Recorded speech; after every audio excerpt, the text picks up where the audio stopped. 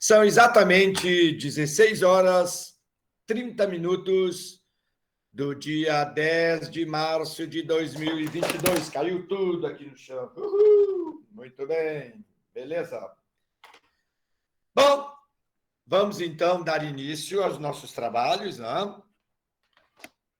Para isso, vamos nos aportuguesarmos. Deixa eu colocar aqui.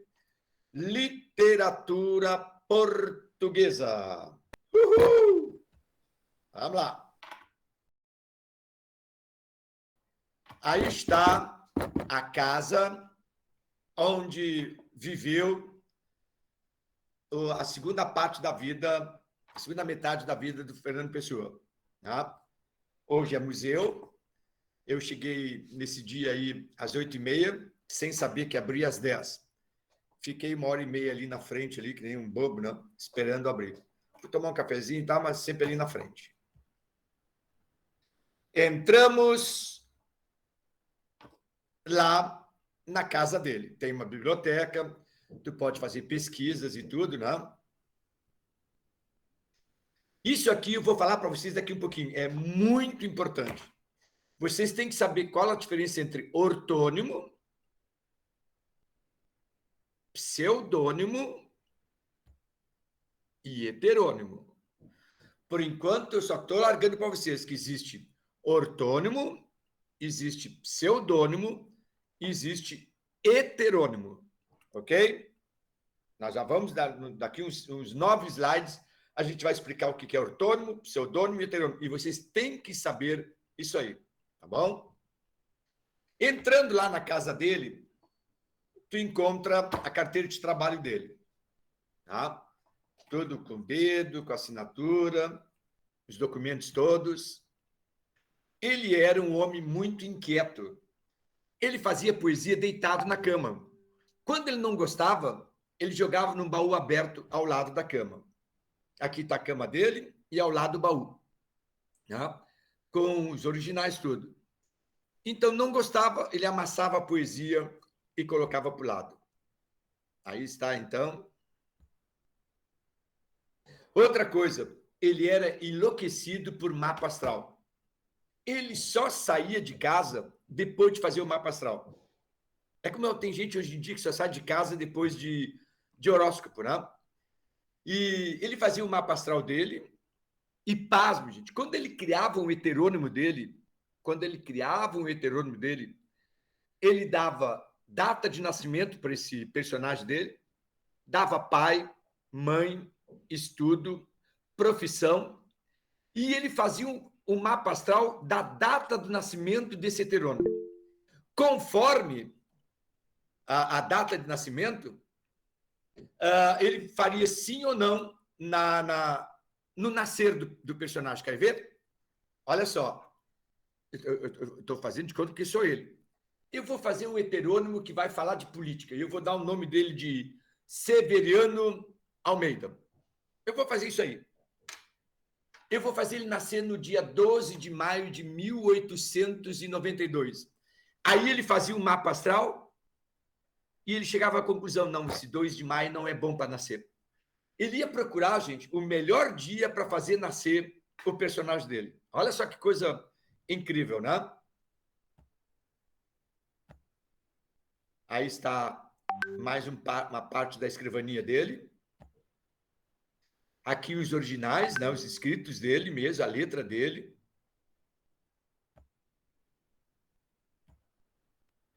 Mais alguns documentos, todos originais.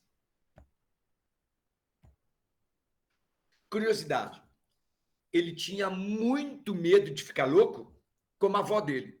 E de que esse medo que ele tinha de ficar louco já fosse uma ideia de loucura. Deixa eu permitir aqui, tem gente que tem que deixar permitir entrar. Né? Carol. Professor. Oi, eu sei. Tá com a câmera... Eu sei. É proposital. Vamos adiante. Então, deixa eu colocar aqui. É porque tem gente que está entrando aí. Outra, ele tinha uma saudade de Portugal, da época em que Portugal foi glorificado pelos descobrimentos. Ele tinha uma saudade daquele Portugal da época do rei Dom Sebastião, que desapareceu na misteriosa Batalha de Alquerce Quibir, em Marrocos, em 1578. Ele foi um homem que bebeu muito, muito, muito, muito. Tanto que ele morre aos 45 anos de cirrose hepática. Ele era anticomunista e anticatólico. Foi um místico, só saía de casa depois de fazer o mapa astral. E quando ele estava para morrer, as últimas palavras que ele disse foi: dai-me os óculos.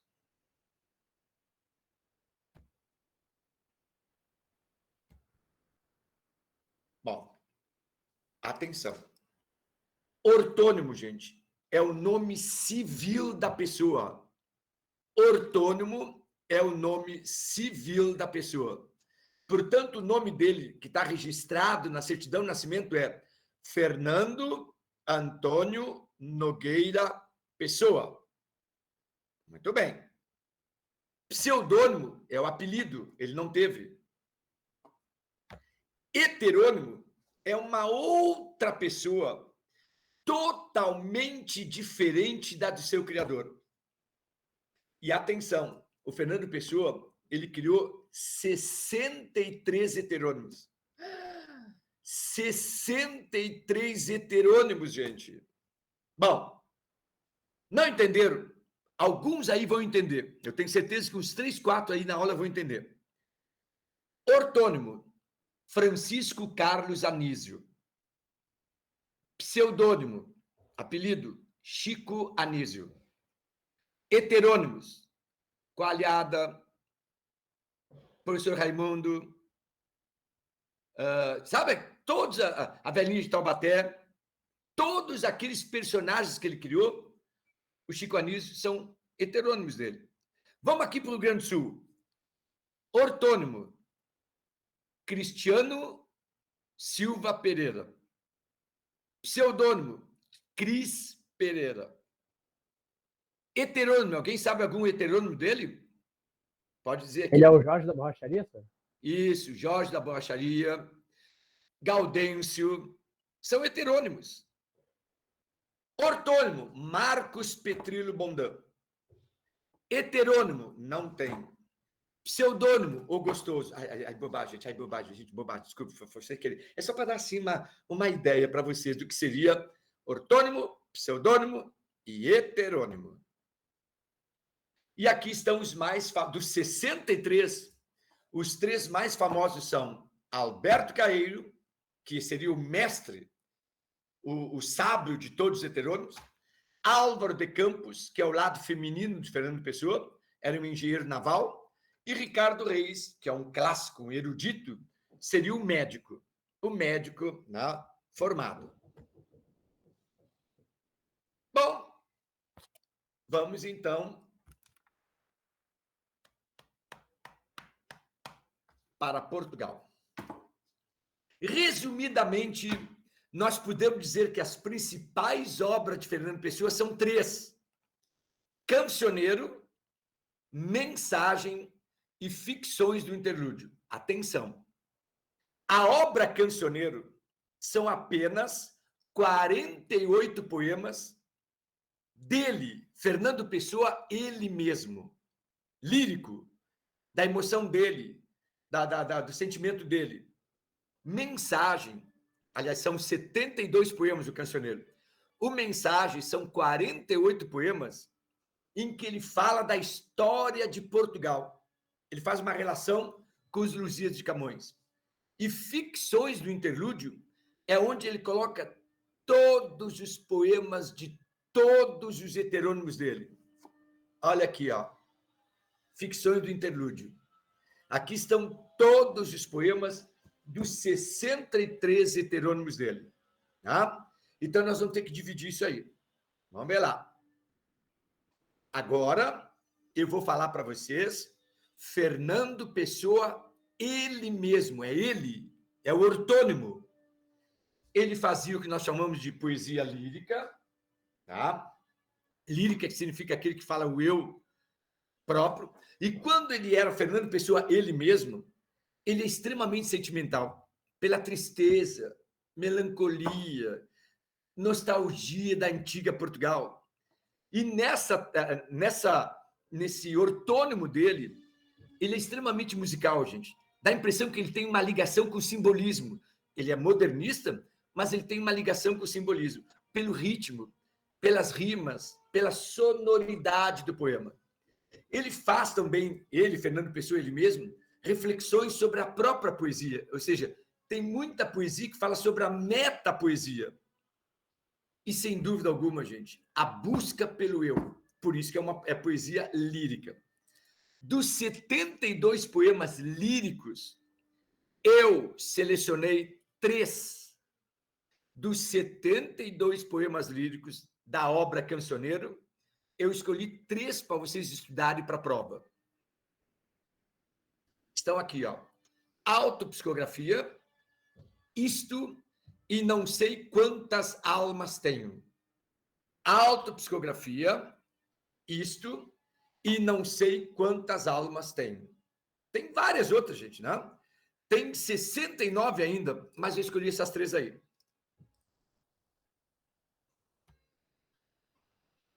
Autopsicografia. Aqui está todo o poema. O poeta é um fingidor, finge tão completamente que chega a fingir que é dor, a dor que devera sente. É mesmo, né, gente? O poeta é um fingidor, ele chega a fingir tão completamente que ele acha que está sentindo a dor que ele pensa que está sentindo. Sabe? O poeta, ele finge. Eu imagino, gente, o hipocondríaco. Um cara está no banheiro aí do colégio, na frente do espelho, e ele está assim, ó. Aí chega o hipocondríaco, um colega hipocondríaco. O que foi, Paulo? O que tu está fazendo? Não, eu não sei, estou com umas glândulas aqui, ó. Vai que isso aqui não pode ser uma coisa cancerígena. O hipocondríaco sai dali, vai lá para um canto e começa assim, ó. Meu Deus, eu tenho. Nossa, a região é cheia. Eu tenho. Gente, ele começa a sentir uma dor que ele não estava sentindo. E o poeta é assim, gente. O poeta, ele finge, mas ele finge tão completamente que ele chega a fingir a dor que ele acha que está sentindo, mas não tem. É psicológico. Pois bem, em primeiro lugar, eu quero explicar, vocês sabem que eu adoro explicar título, a palavra autopsicografia. Auto significa por si mesmo. Psico é alma, é atividade mental, é alma. Por isso, gente, que quem for curar o corpo faz medicina. Quem for curar a alma faz psicologia.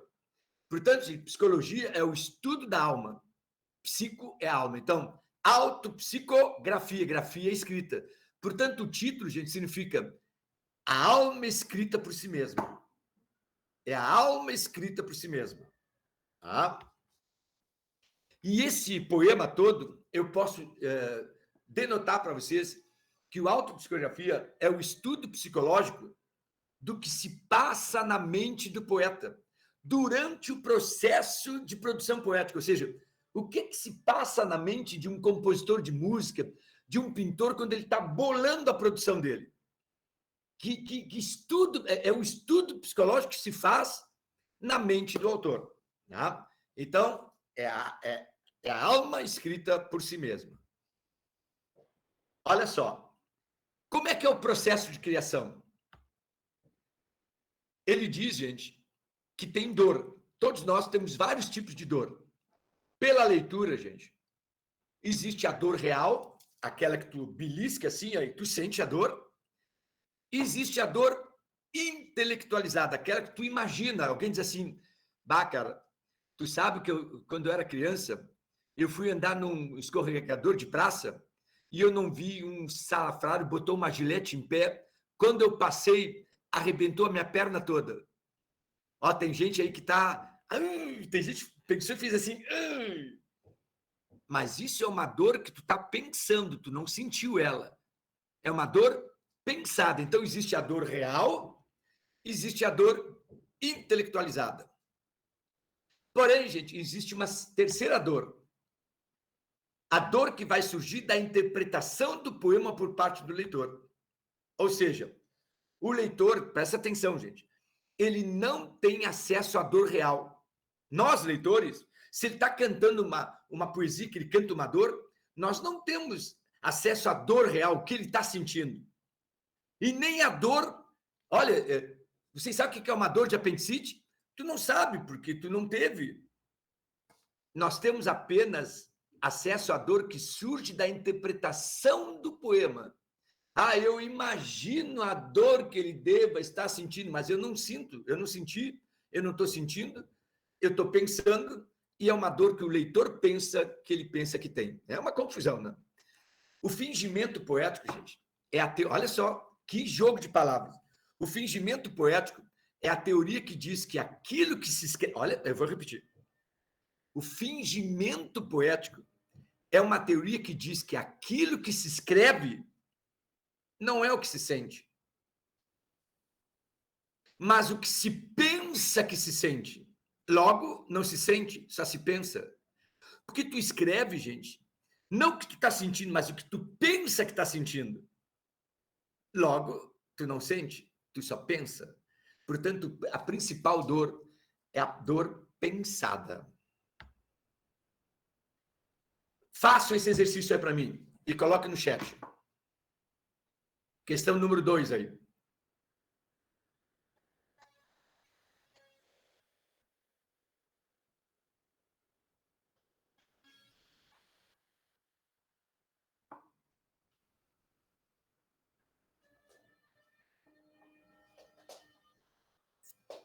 Obrigado, Germano.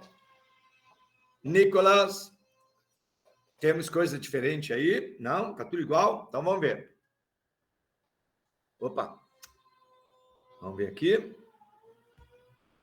O poema tecerá considerações sobre a subjetividade do próprio eu lírico.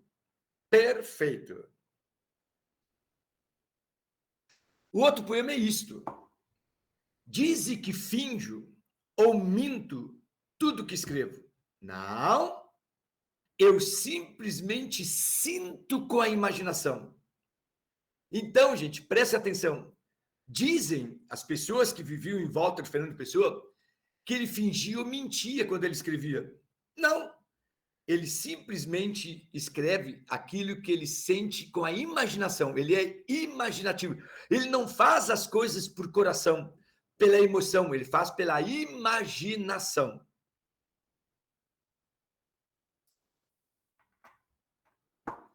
Revela a identidade de um poeta e aborda o processo de escrever a poesia. É mais um poema que ele diz que ele escreve pela imaginação. O sujeito poético nega, portanto, o uso do coração. Ele não usa o coração. E é apresentado uma síntese onde a sensação surge filtrada pela imaginação. Então, gente, todo ato sensitivo, ele é filtrado pela imaginação. Ele pode não estar sentindo aquilo. E aí, volto a dizer, o fingimento poético, a teoria, barababá, barababá, aquilo que nós falamos antes. Então, vocês reparem que o autopsicografia e o isto são poemas que têm a mesma temática. Querem ver? Aqui. A relação que existe entre esses dois poemas, autopsicografia e isto, tem como tema comum o fingimento poético, sempre pela imaginação, funcionando ambos como uma espécie de arte poética, de uma metapoesia, nos quais o poeta expõe a sua teoria da poesia como a intelectualização da emoção, ou seja, ele intelectualiza, é uma coisa meio que racional da emoção. Ele não sente, ele imagina. Façam. Tudo questão que já caiu em provas de João Paulo e Urgues. Questão número 3.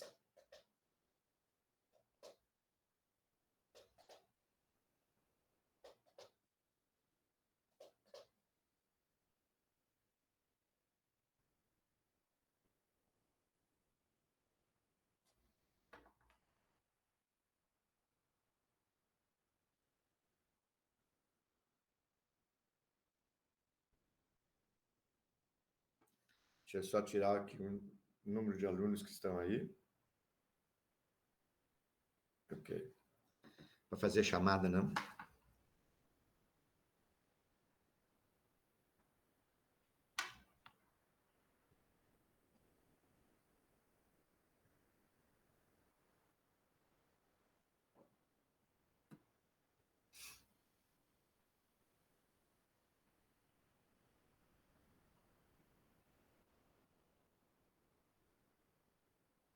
Ah, professor, mas eu não estou vendo o poema.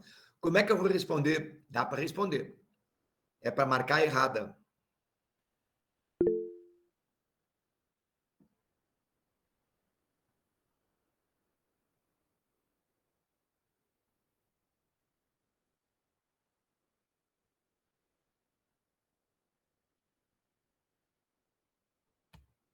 Perfeito. Está ao contrário.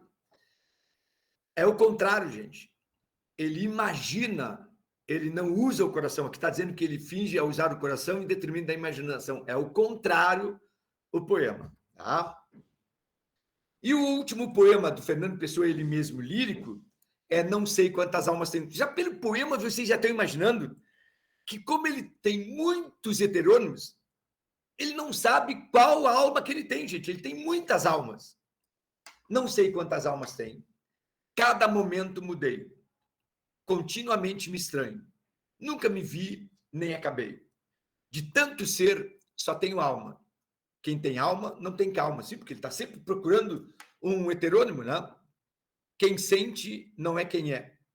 Atento ao que sou e vejo, torno-me eles e não eu. Porque ele se doa muito para os heterônimos dele.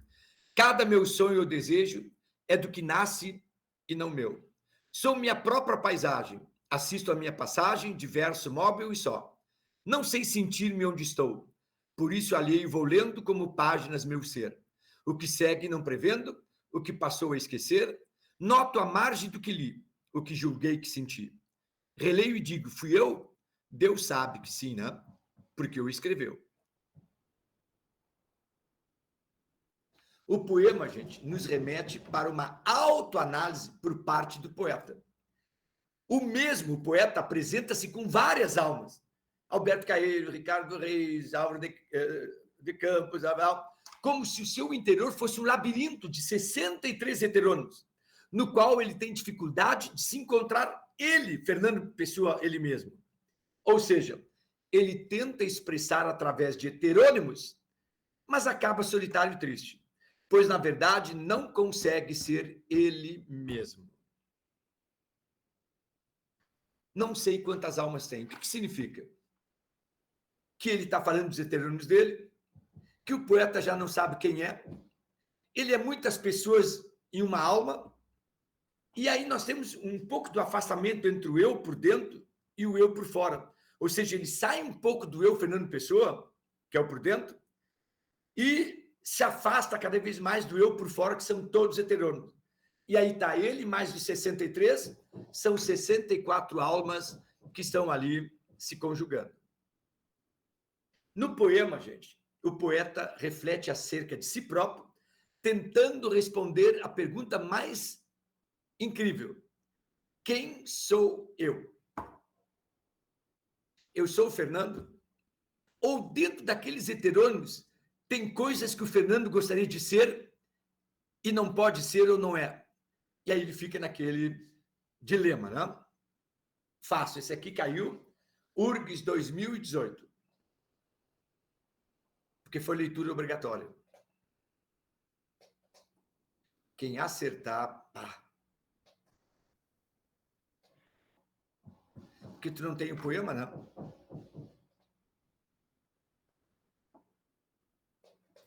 Ô, senhor, mas a questão em si na URGS, dá o poema ou a gente faz Sim, sem o poema? dá poema, dá o poema, sim, sim. É que eu não tenho como colocar aqui do lado. Mas claro que dá o poema. Até na prova de vocês também vai ter que estar o poema.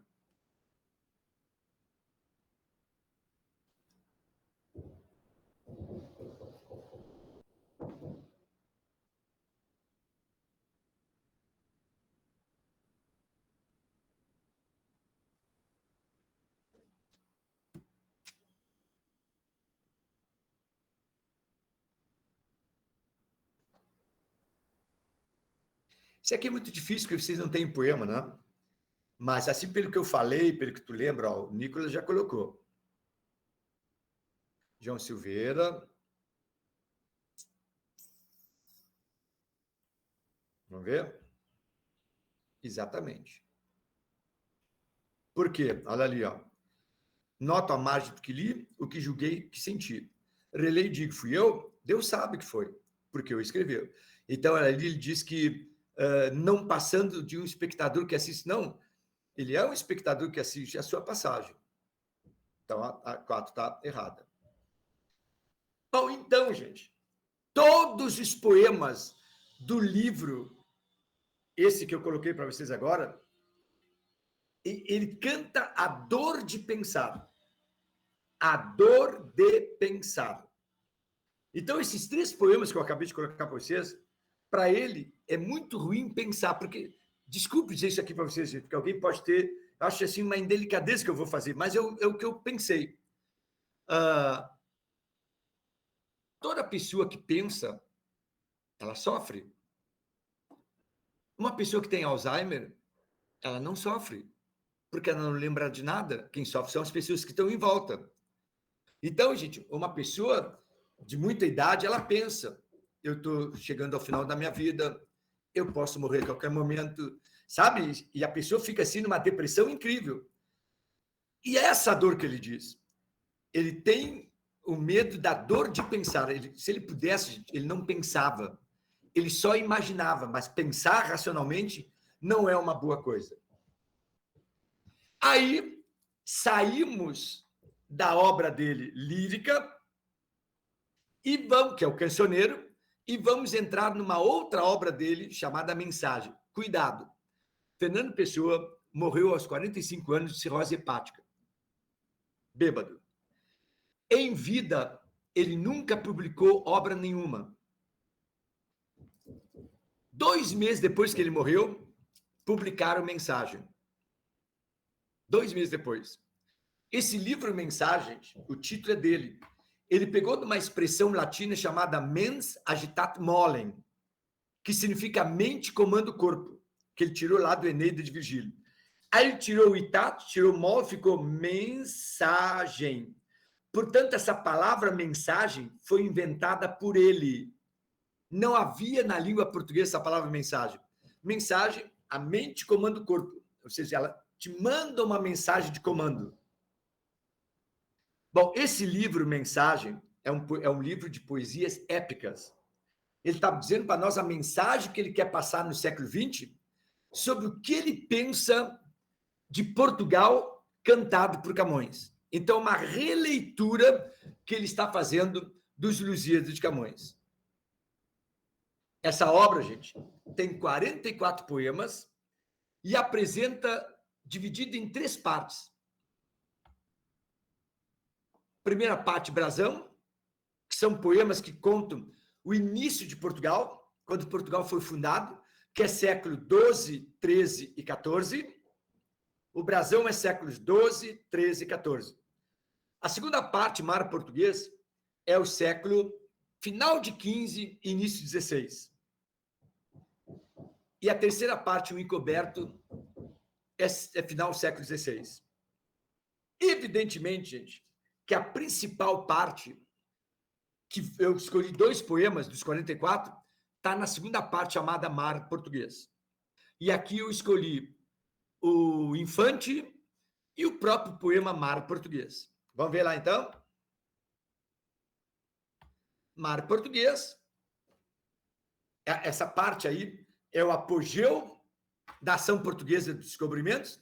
São poemas inspirados na ânsia do desconhecido, quando os portugueses se lançaram aos mares para descobrir, gente, terras, colonizar o mundo inteiro. Ser um país grande. Aqui está o Monumento ao Descobrimento, em Belém, que fica em Lisboa, né? É um monumento nacionalista. Aqui, desse lado, e depois do outro lado lá, estão todos os grandes heróis portugueses. Na frente está Dom Henrique, que foi o cara que fundou Portugal em 1189. 1189, ou seja, século XII. Foi ele, gente, que expulsou os mouros, os árabes de Portugal. Ali, não sei quem é esse aqui. Esse aqui é Vasco da Gama. Fernão Magalhães, que ele deu a volta no mundo. Esse aqui é o Martim Afonso de Souza, o primeiro governador brasileiro. Tá? Do outro lado, aqui está o o Dom Henrique, ó. Aqui está o Dom Henrique, agora vamos para esse lado. Aqui está o Diogo Cão, foi um dos caras que mais colonizou a costa da África. Aqui está Luiz Vaz de Camões. E aqui só tem uma mulher. Olha aqui. E eu descobri, gente, professora Maria Tereza. Está aí ela sendo homenageada lá no século XVI. Está ali ela ali, ó. Eu sei de tudo, gente. Eu sei de tudo. O Infante. Olha só esse poema. Deus quer, o homem sonha, a obra nasce. Turma, não adianta o homem sonhar se Deus não quiser. Se Deus querer o homem sonhar, a obra, o objetivo vai nascer. E Deus quis que a terra toda fosse de Portugal. Que o mar unisse, não fosse o mar de um povo de outro, não, que unisse e já não separasse. E aí Deus sagrou-te, português, e aí tu fosse desvendando as espumas, ou seja, tu fosses lançando navios por todo mundo. Então, gente, essa primeira estrofe, os 3 termos dessa afirmação, segue segundo a ordem lógica de causa e efeito. O agente ou a causa próxima da obra, o efeito é o homem. Mas a causa remota, o primeiro determinante é Deus. Se Deus não quisesse, o homem não sonharia e a obra, que seria as viagens marítimas, não nasceria, não aconteceria. E a orla branca, as praias, foi de ilha em continente, ou seja, foi de continente em continente, clareou correndo até o fim do mundo, que seria a China, e viu-se a terra inteira, de repente, surgir redonda do azul profundo, ou seja, toda a terra é portuguesa. Ele apresenta-nos a vontade de Deus, que quer que toda a terra seja unida pelo mar, confiando essa missão ao infante Dom Henrique. Tá? Como se vê, essa segunda parte do texto subdivide-se em 3 momentos. A ação de Deus que ele permite, a ação do infante que vai mandar os seus navios para os 7 mares e a realização da obra, que são as viagens. Aí diz assim, ó, quem te sagrou, criou-te português. E quem é que sagrou? Deus. Deus disse, portugueses, eu estou dando para vocês. Eu não vou dar para os espanhóis, nem para os franceses, nem para os ingleses. Eu quero que vocês sejam os desbravadores dos 7 mares. Do mar, e nós em ti nos deu sinal. Cumpriu-se o mar e o império se desfez. Senhor, faltou cumprir-se Portugal. Ou seja, Portugal se preocupou tanto em expandir as terras dele que se esqueceu de Portugal. Tanto que 60 anos depois, Portugal é anexado à Espanha. Portugal ficou sem homens, sem exército, que estava tudo espalhado. A Espanha foi lá e pegou Portugal. Nessa estrofe, transpõe-se para o povo português a glória do infante. Quem te sagrou, criou-te português. O povo português foi, pois, eleito por Deus para essa façanha. Deus deu aos portugueses essa façanha. Mas o poeta assinala também o desmoronar-se do Império dos Mares. Ou seja, o Império Português se desfez porque a Espanha, em 1580, anexa Portugal à Espanha. Mas esse aqui é o principal poema. Mar português. Ó mar salgado, quanto de teu sal são lágrimas de Portugal. Por te cruzarmos, quantas mães choraram, quantos filhos em vão rezaram, quantas noivas ficaram por casar, para que fosses nosso mar. Valeu a pena? Tudo vale a pena, se a alma não é pequena. Vamos interpretar. Turma, lembram que o Camões, aqui está Portugal, ó. Olha aqui está Portugal. Aqui está o Rio Tejo, ó. Aqui está o Rio Tejo. O que ocorreu? Quando os navios de Vasco da Gama estão saindo do Rio Tejo para entrar no mar, para fazer esse caminho aqui, ó. De um lado é a Praia do Restelo, a Praia dos Pobres, e do outro lado do Rio Tejo, que seria Lisboa, é a Praia dos Ricos, dos Nobres. É claro, gente, que os navios de Vasco da Gama, eram 3, estavam carregados de seres humanos. Carregado. Só que a estimativa é a seguinte: de cada 100 pessoas que embarcavam nessas expedições, 66, 2/3 não voltavam. Morriam de escorbuto, de fome, de peleia. E aí, gente, de repente, um velho do Restelo, lá na praia do Restelo, na parte dos pobres, vê aqueles 3 navios indo, carregado de gente, de jovens, e ele olha para a nobreza na frente, do outro lado do rio, meneia a cabeça 3 vezes, que o Vasco, e depois fala em voz alta que o Vasco da Gama ouviu dentro do navio dele. O velho olhando para a nobreza e para o Vasco da Gama. Falando para a nobreza. Para quê? Para que levar aqueles jovens uma viagem tão insana? Só para trazer fama e cobiça para vocês? Vale a pena fazer tanto sacrifício para trazer fama e cobiça para vocês? O velho diz, não, eu acho que não vale a pena sacrificar tantos jovens para trazer tecido, seda, candelabro, ouro, pulseira, né? Hoje em dia videogame, nem tem mais, né? Celular, Xiaomi, não, gente, não vale mais a pena. Pois bem, oi. Esse episódio do Velho do Restelo é dos Lusíadas. Isso. Ah, tá. O Fernando Pessoa cita no mapa português? Todo o livro Mensagem é uma releitura de trechos dos Lusíadas, moderna. Camões contou a história de Portugal em 1570. Fernando Pessoa vai pegar essa mesma história, só que ele vai dar a opinião dele. Esse mar português, ele se espelhou em cima do trecho do Velho do Restelo. Tá, entendi. O Velho do Restelo, para ele, não valia a pena sacrificar tantos jovens só para Portugal ser um país, uma nação que tenha colônia por todo mundo.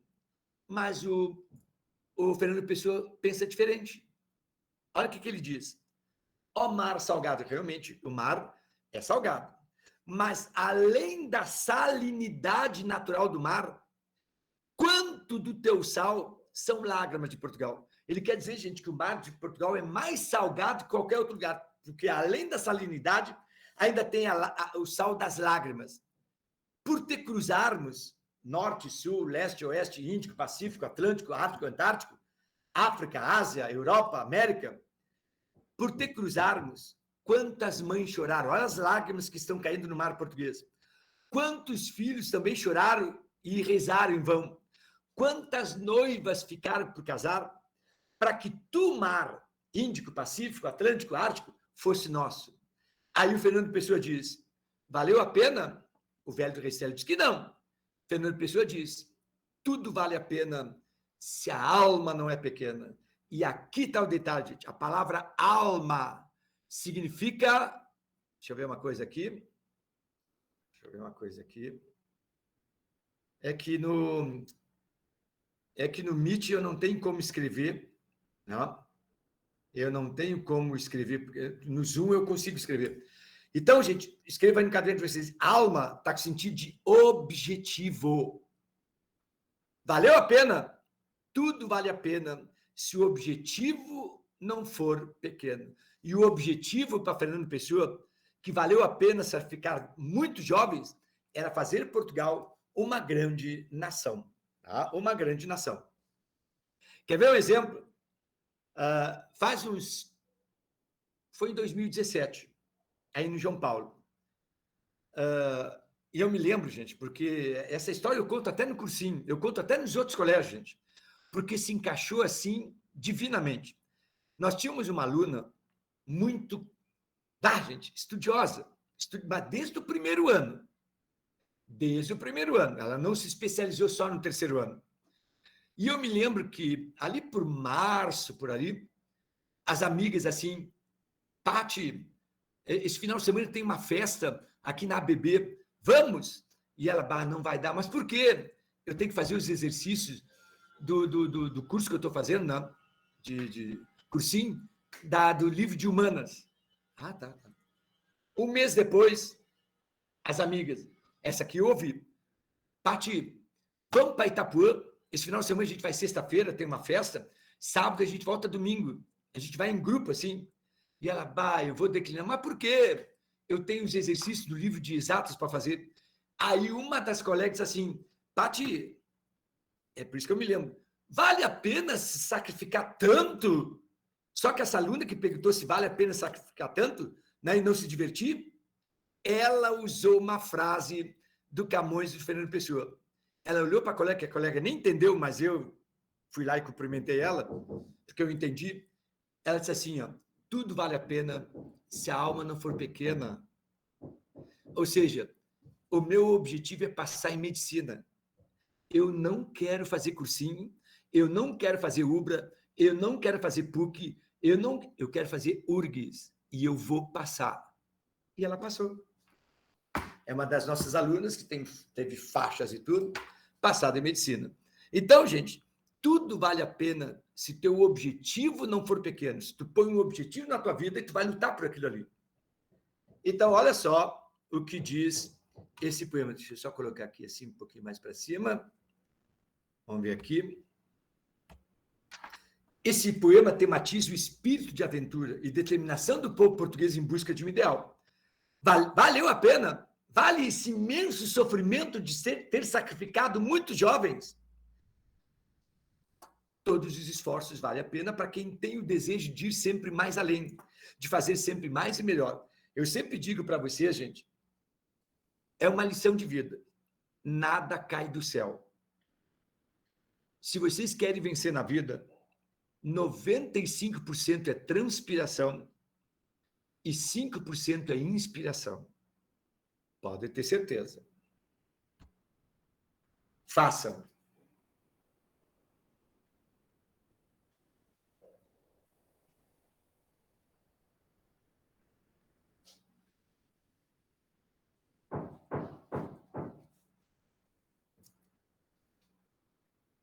Deixa eu ir lá no chat.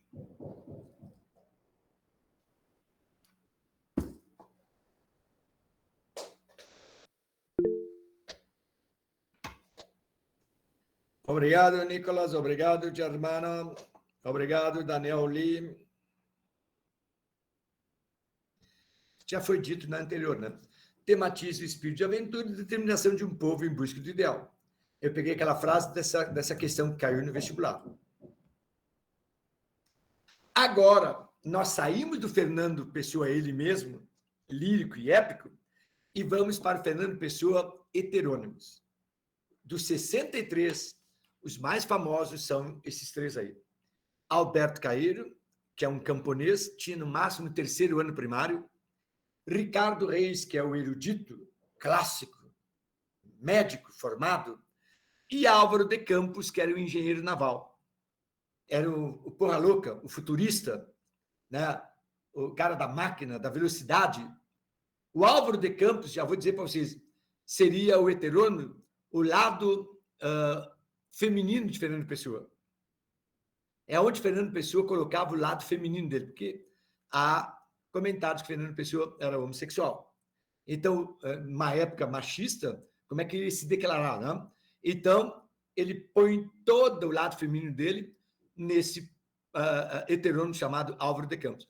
O Ricardo Reis, gente, ele não cai na prova de vocês. Portanto, pode sair, não vai cair, não vai ter nenhuma questão dele. Agora, Alberto Caeiro, sim. Alberto Caeiro, gente, ele é o poeta criado no campo. Ele é o poeta pastoril, campestre. Alberto Caeiro, gente, ele tinha educação assim, ó, primaríssima. Alberto Caeiro, gente, ele era o mestre de todos os outros heterônimos. Os outros heterônimos tinham nele, gente, o mestre da sabedoria. Ele podia não saber as coisas de colégio, mas ele sabia das coisas pela vivência. Exemplo, tu vai numa floricultura de beira de estrada aqui no Rio Grande do Sul. Pode ser ir para Gramado, Canela, Montenegro, qualquer lugar. Tem aquelas floriculturas de beira de estrada. Tu para comprar alguma coisa e surge lá de dentro dessa floricultura uma senhorinha alemã, pequenininha, 70 e vale pedrada de anos, e tu começa a perguntar, ela deve ter mais de 2.000 variedades de plantas ali, ela sabe o nome de todas elas. Ela sabe quando plantar, como plantar, onde plantar, tudo, gente. Ela tem conhecimento disso aí. E ela aprendeu no colégio? Claro que não, gente. Evidentemente que não. Ela aprendeu no seu dia a dia, na sabedoria popular. Agora vocês pegam professores de biologia, que estudaram 5 anos na faculdade, e levam para uma floricultura, ele não sabe 5% daquele. Sabe a família, mas não sabe o nome, quando se planta, a época que planta. Vamos dar outro exemplo. Pega engenheiro formado, engenheiro civil, sabem tudo, tudo. Aqueles guri novo, fedelho, se achando o gás da coca. Aí chega e apresenta para um mestre de obra. Sabe aqueles mestres de obra, gente? Pessoas muito simples, extremamente simples. O mestre de obra, gente, mal sabe falar, escrever, então, quase nada. O engenheiro, o fedelho, entrega para esse mestre de obra a planta.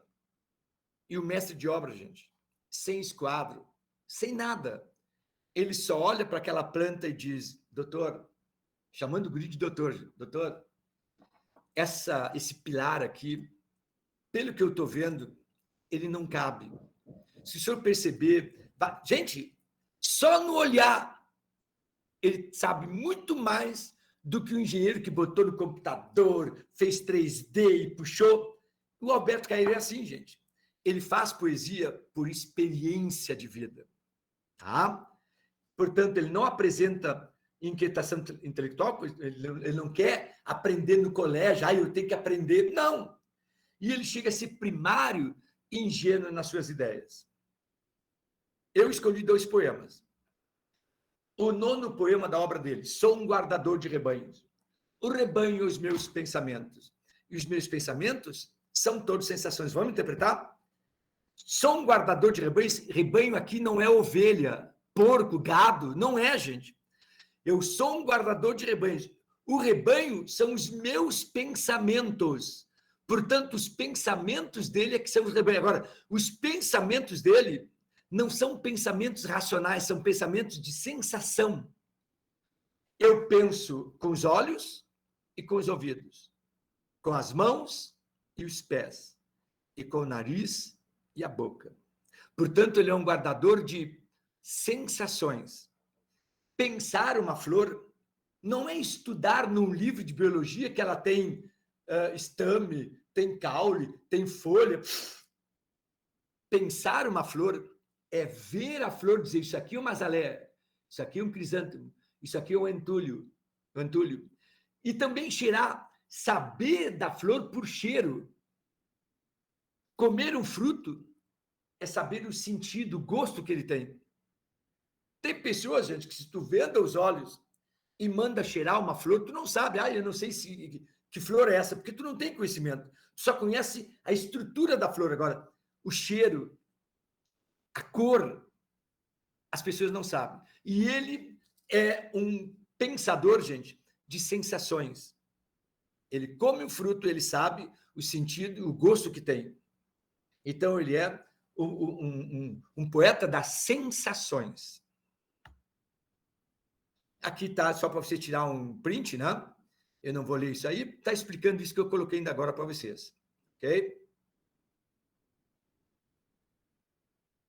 E o outro poema do Alberto Caeiro é Da Minha Aldeia.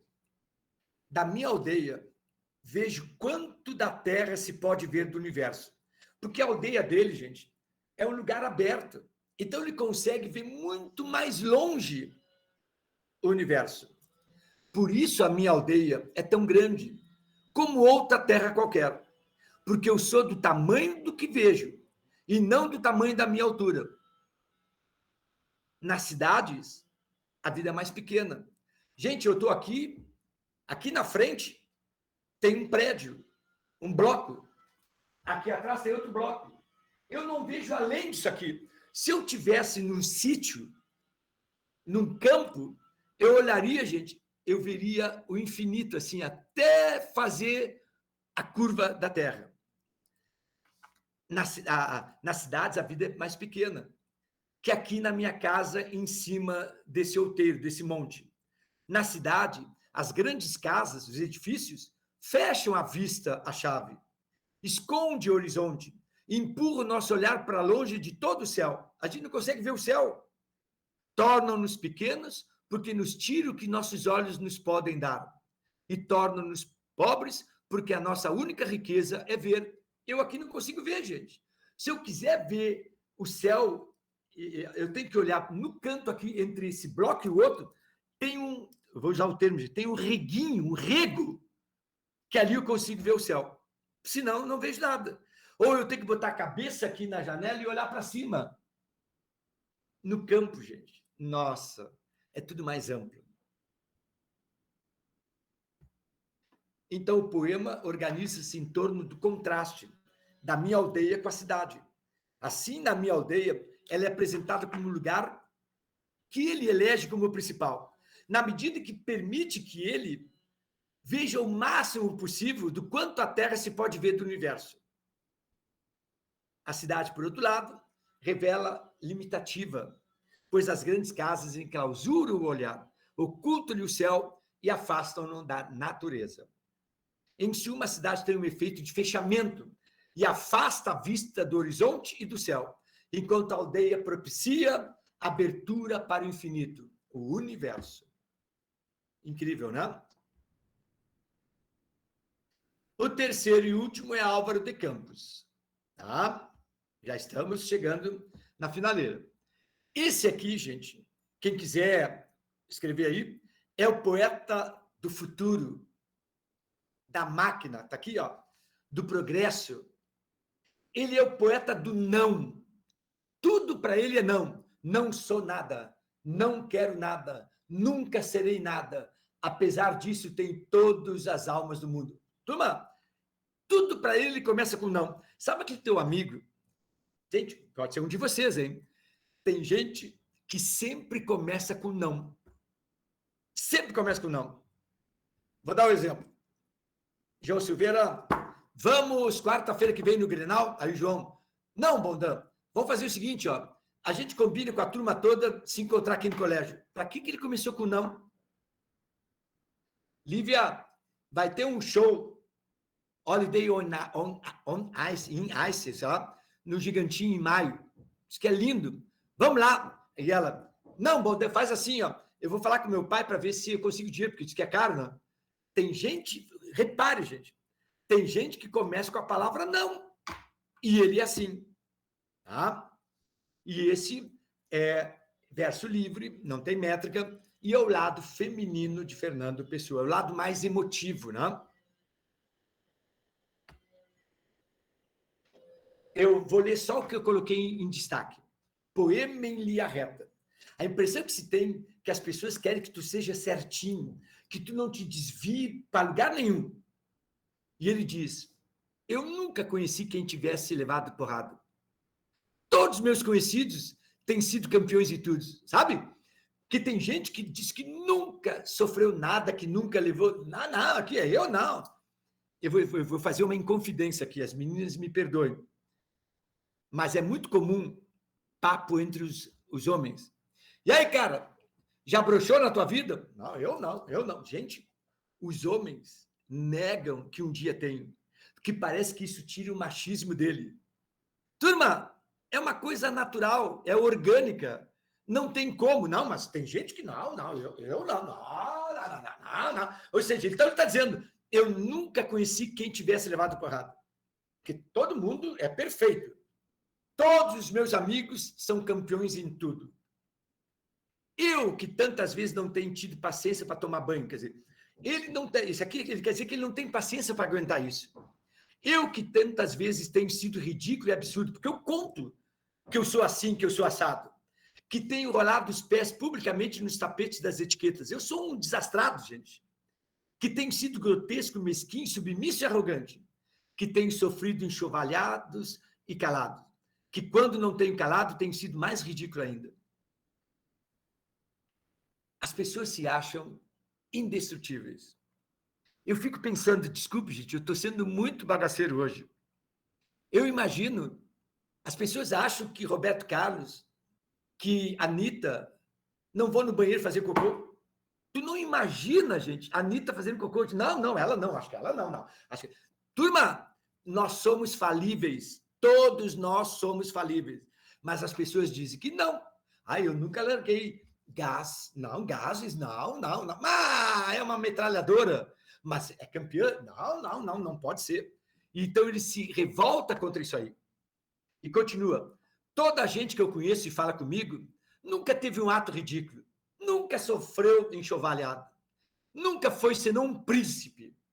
Todos eles são príncipes na vida. Nossa, são indestrutíveis. Príncipes, meus irmãos.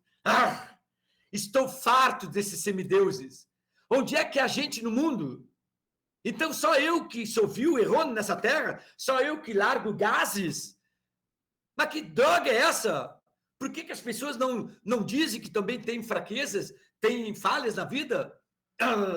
Eu não aguento esses semideuses aí. Portanto, gente, o poema em linha reta, que vai ter duas questões, o poeta exprime a solidão dele, porque ele é o único. E o quanto ele é diferente do homem comum, porque todos dizem que eu nunca conheci. Ele diz, eu nunca conheci alguém que tenha dito um dia que teve uma fraqueza. Todos os conhecidos dele têm sido bem-sucedidos em tudo. Por isso ele quer destruir-se a si mesmo, falando sobre seus maiores defeitos. Se os outros não têm, eu tenho. E eu vou contar quais são os meus defeitos.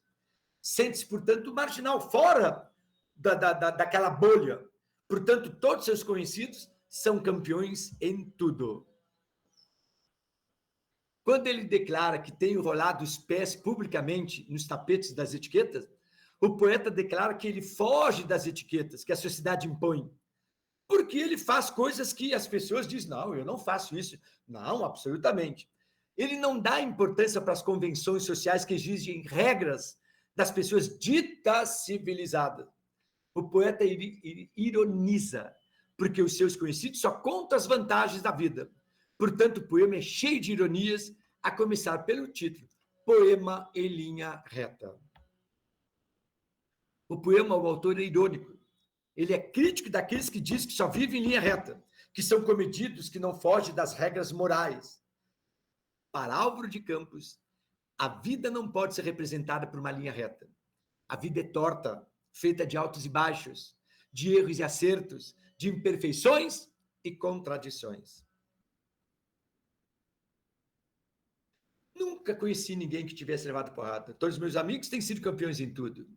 Estou fazendo uma síntese. Todos os conhecidos de Campos são vencedores, ou pelo menos dizem ser. Sente-se o único que admite sua imperfeição. Ironize os que nunca tiveram um ato ridículo. Critica a hipocrisia de todos ao seu redor que escondem os numerosos fracassos e glorifica suas escassas vitórias. O ideal não existe, pois errar é humano. Só falta a coragem de admitir o erro. E aí tem uma pesquisa, que é feita mesmo em psicologia, gráfico de perfeição de pessoas. Aqui, a perfeição de 100%. Isso é aparente. Aqui é o que é real. As pessoas são 50% realmente de alguma perfeição. Agora, no gráfico de Álvaro de Campos, a aparente é 50%, a real é 50%. Ele não entende por que das pessoas fingirem ser perfeitas. Não finge perfeição, não se finge a perfeição. Tá? Enquanto que as pessoas, em geral, fingem ser perfeitas. E não são. Façam. Tem mais 2 poemas ainda. Mande pelo chat.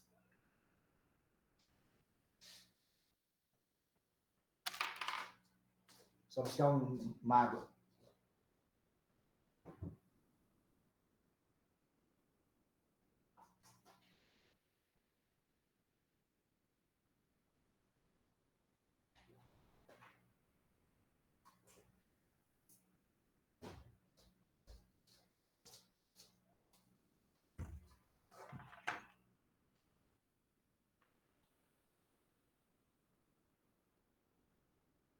Nada? Opa, obrigado, Daniel Lima, obrigado, Germano, obrigado, Nicolas. Vamos ver? A letra A. o eu lírico coloca-se crítico em relação a si próprio. Crítico em relação a si próprio. Ele está se criticando. E ele usa conceitos do mundo convencional para tecer as reflexões dele. Todo mundo se diz perfeito. O eu lírico coloca-se crítico em relação a si próprio e apresenta-se por meio de adjetivos pejorativos. Ele ofende a si próprio com esses adjetivos relés. Ele se chama de porco, de vil, de pessimista, de sujo, de ridículo, de absurdo, de grotesco, de mesquinho, de submisso, de arrogante, de cômico, de errôneo. Todos esses adjetivos estão no poema, em que ele se considera. Agora, os outros, ninguém é porco, relés, vil, pessimista. Não, não. É todo mundo santo. Aniversário. Eu já vou direto na interpretação. Eu quero que vocês tirem o print aí. Tá? Olha, o poema é longo. O poema é longo. Até aqui. Tá? Agora, gente, eu vou interpretar para vocês, para quando vocês voltarem para o poema, vocês vão entender. O poema é um poema saudosista, onde o poeta conta sobre o dia do aniversário dele, quando ele ainda era criança. Vocês se lembram dos aniversários de vocês de 5, 6, 7, 8 anos? Que se fazia festas, cachorrinho, docinho e coisa e tal, e ele sente saudades dessa época. Mas, além da saudade, ele sente uma angústia, mostrando que o aniversário na infância era inocente, sem problemas, sem perceber nada do que era importante ao redor, porque vocês com 5, 6, 7, 8, 9 anos não se preocupam com morte, que tem que trabalhar, que tem que fazer vestibular, que tem que ter família, não tem isso aí. E aí, gente, conforme os anos vão se passando, vai marcando a perda de alguém. E aí começa a morrer o vô, a avó, uma tia, um tio e tal, de repente, fazendo com que as coisas fiquem sem sentido. Aquela foto de 5 anos que estava a bisa ali já não está mais. Isso aí pega o coração dele. Ele compara o presente momento com a infância dele. Hoje, ele expressa que ele é um homem vazio. Ele sente um vazio, um descontentamento com a vida. Em contrapartida, na infância, era tempo de felicidade. O aniversário era uma festa inocente e feliz. É um poema pessimista. O tema abordado fala de sua desilusão com a vida e a lembrança de um passado onde nunca mais poderá voltar. Quantos de vocês gostariam de voltar, gente, para aquela foto que tiraram com 5, 6 anos? Não tem mais. Nunca mais. O poeta sente falta da infância e da família que se reunia para comemorar o aniversário dele. Ele era feliz e não sabia. Hoje ele está sozinho, pois todos morreram. Pai, tios, avós. E ele diz que ele não comemora mais aniversário, mas a partir de hoje ele está somando anos. Ele soma 66, 67, 68. Ele mostra a contraposição entre o passado e o presente. O passado, eu volto a dizer, tempo feliz, onde a comemoração do aniversário era o centro das atenções. Mas é um tempo perdido. E hoje, a comemoração do aniversário é apenas durar. Ele só está durando, gente. Não há mais comemorações. Somente amargura e desilusões. O poeta coloca em contradição o tempo passado da infância ao tempo presente. Aquele marcado pela inocência. Eu tinha grande saúde de não perceber coisa nenhuma. Eu, na minha inocência, eu não sabia de problema nenhum. E este por uma perda. Ter vendido a casa. Ele se lembra que aquela casa onde se fazia o aniversário, ela não existe mais. Isso está no poema. E aí, para vocês tirarem um print, porque o poema é longo, eu fiz um texto para explicar um pouquinho mais. Né? Ali está as tias dele, né? Que ele fala da avó, do pai e tudo. Ok? Último poema. Todas as cartas de amor são ridículas. E é mesmo, eu concordo com ele. Todas as cartas de amor são ridículas. Não seriam cartas de amor se não fosse ridícula. Também escrevi em meu tempo carta de amor, como as outras ridículas.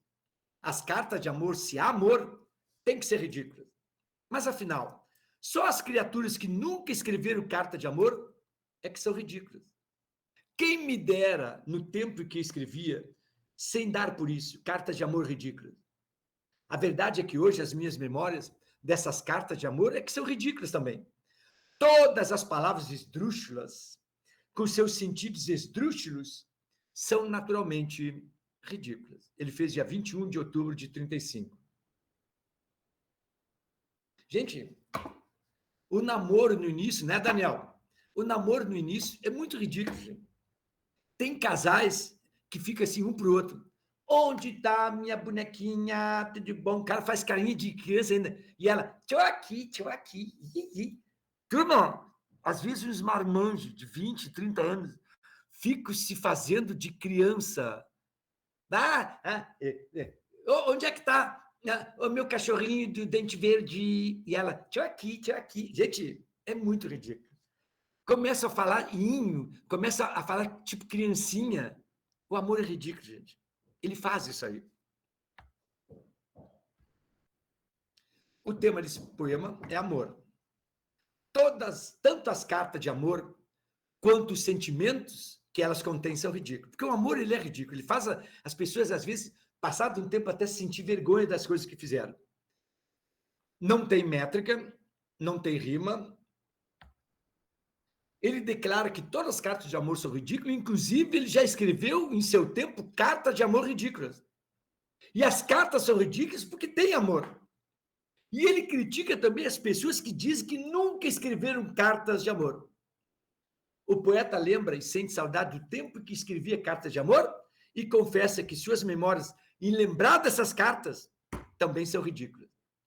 Termina o poema dizendo o porquê dessas cartas de amor serem ridículas. Pois tanto os sentimentos quanto as palavras, que são fora do comum, são ridículas. O poeta diz que o que torna ridículas as cartas de amor são lembranças que se guardam delas. No momento que elas são escritas, no momento que elas acontecem, não são ridículas, depois que tu guarda. Para o poeta, as palavras e sentimentos esdrúxulos, estranhos, esquisitos, extravagantes, como o amor, são ridículos por natureza. Mas só quem não vive o amor, só quem não escreve carta de amor, é que é de fato ridículo também. Olha ali no jornal, procuro alguém para tomar conta do meu coração. Não necessita experiência anterior, apenas carinho, compreensão e dedicação exclusiva. Tem que ter um pouco de ciúmes, alegria contagiante, abraço apertado e muita, muita paixão.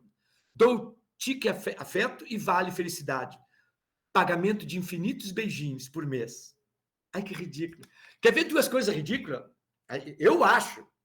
Eu ficaria com uma vergonha, gente.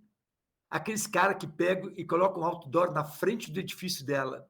Pati, eu te amo, volta para mim. Gente, essa guria quer desaparecer. Lembra aqueles carros de som? Ai, gente, quando eu vi aquilo, eu ficava com uma vergonha. Pati, agora vai um poema para você, do Alberto, que ele te ama muito. Ai, gente, eu fico louco por você. Dá para te ver. Ai, gente, é muito ridículo. O amor faz com que a gente faça coisas ridículas. O poema faz uma reflexão acerca do amor e de seus efeitos nos seres humanos, capaz de transformá-lo em relés mortais a escritores de belas composições que beiram o ridículo. Terminando, Ricardo Reis, Álvaro de Campos e Alberto Caeiro. Ricardo Reis não cai. Ricardo Reis era médico, poeta culto e calmo. Ele tinha a filosofia de Epicuro, que é a filosofia do tempo passa, o tempo voa, e contenta-se com o que tem. Álvaro de Campos, engenheiro naval, rebelde, ele questiona tudo, irônico, racional. Alberto Caeiro, camponês, pouca escolaridade, poesia voltada para a natureza, simplicidade da vida, e ele sente com o coração. E o último slide é esse aqui. Se nós pudermos afirmar que o Alberto Caeiro é um heterônomo que pensa com sentido, que ele pensa com a visão, com o olfato, paladar. que o Álvaro de Campos pensa com a emoção, porque ele é muito impulsivo, e que Ricardo Reis, por ser clássico, pensa com a razão, podemos então dizer que o Fernando Pessoa, ele mesmo, pensa com a imaginação. Tanto que ele diz naquele poema isso, diz que eu finjo e imito tudo que eu escrevo. Não, eu sinto com a imaginação. Então, Alberto Caeiro é um heterônimo que pensa com os sentidos. Álvaro de Campos pensa com a emoção. Ricardo Reis com a razão. Fernando Pessoa com a imaginação. Porque, turma, tem que ser muito imaginativo para criar 63 heterônimos. É isso. Valeu? Tchau, turma! Bye, bye! Valeu, senhor. Valeu, senhor. Tchau. Tchau! Bom final de semana. Sejam felizes, que Deus acompanhe e o diabo não vos carregue.